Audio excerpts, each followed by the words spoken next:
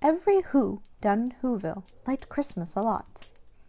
But the Grinch, who lived just north of Whoville, did not.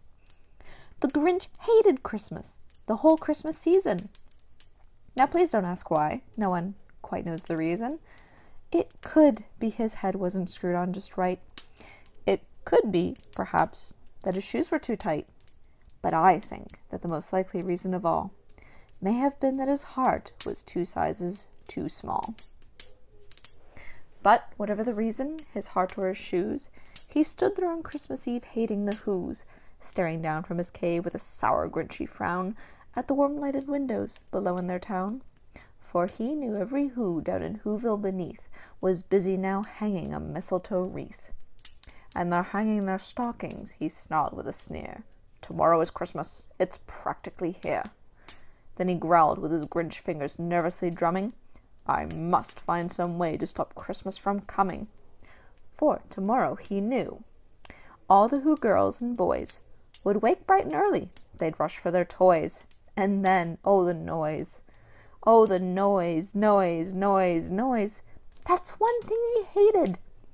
The noise, noise, noise, noise. Then the Whos, young and old, would sit down to a feast. And they'd feast, and they'd feast, and they'd feast, feast, feast, feast.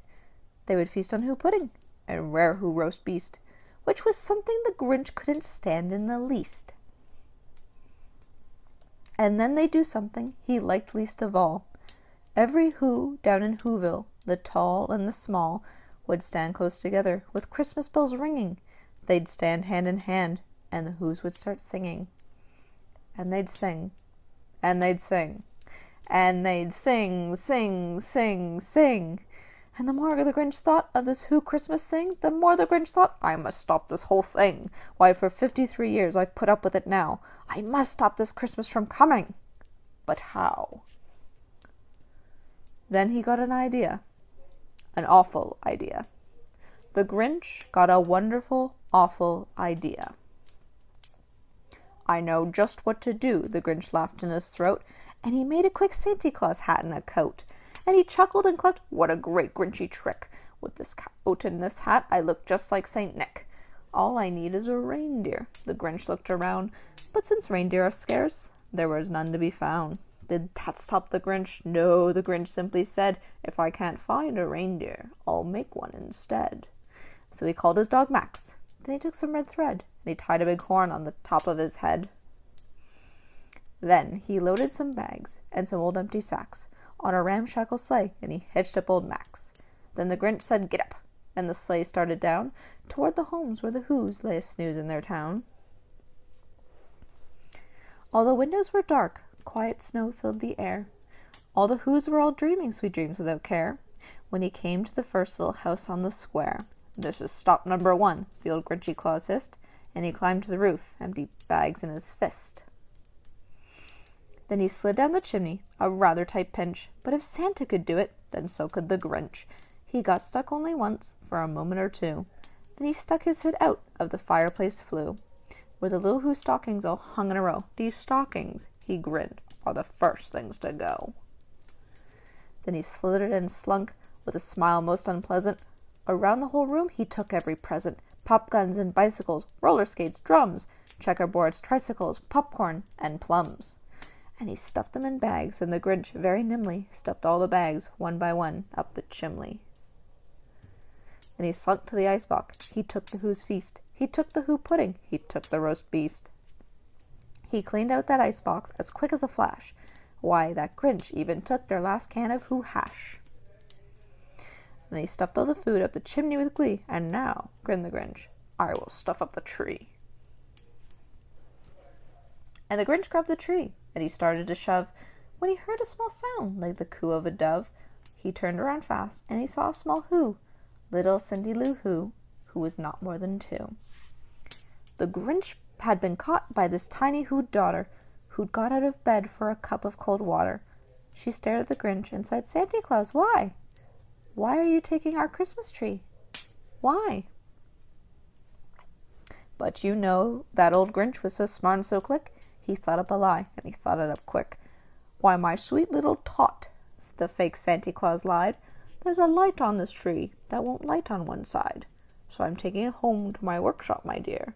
I'll fix it up there, then I'll bring it back here." And his fib fooled the child. He patted her head, and he got her a drink, and he sent her to bed. And when Cindy Lou Who went to bed with her cup, he went to the chimney and stuffed the tree up. Then the last thing he took was a log for their fire. Then he went up the chimney, himself, the old liar. On their walls he left nothing but hooks and some wire, and the one speck of food that he left in the house was a crumb that was even too small for a mouse. Then he did the same thing to the other Who's houses, leaving crumbs much too small for the other Who's mouses. It was 1/4 dawn, all the Who's still abed, all the Who's still a-snooze, when he packed up his sled, packed it with their presents, the ribbons, the wrappings, the tags and the tinsel, the trimmings, the trappings. 3,000 feet up the side of Mount Crumpet, he rode with his load to the tip-top to dump it. "Pooh, pooh to the Who's," he said grinchiously humming. "They're finding out now that no Christmas is coming. They're just waking up, I know just what they'll do. Their mouths will hang open a moment or two. Then the Who's down in Whoville will cry, boo-hoo." "That's a noise," grinned the Grinch, "that I simply must hear." So he paused, and the Grinch put his hand to his ear. And he did hear a sound rising over the snow. It started in low, then it started to grow. But the sound wasn't sad. Why, the sound sounded merry. It couldn't be so. But it was merry. Very. He stared down at Whoville.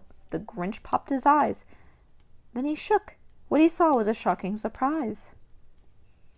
Every Who down in Whoville, the tall and the small, was singing without any presents at all. He hadn't stopped Christmas from coming. It came. Somehow or other, it came just the same. And the Grinch, with his Grinch feet ice cold in the snow, stood puzzling and puzzling. How could it be so? It came without ribbons. It came without tags. It came without packages, boxes, or bags. And he puzzled 3 hours till his puzzler was sore. Then the Grinch thought of something he hadn't before. Maybe Christmas, he thought, doesn't come from a store. Maybe Christmas, perhaps, means a little bit more. And what happened then? Well, in Whoville they say that the Grinch's small heart grew 3 sizes that day. And the minute his heart didn't feel quite so tight, he whizzed with his load through the bright morning light, and he brought back the toys and the food for the feast, and he himself, the Grinch, carved the roast beast.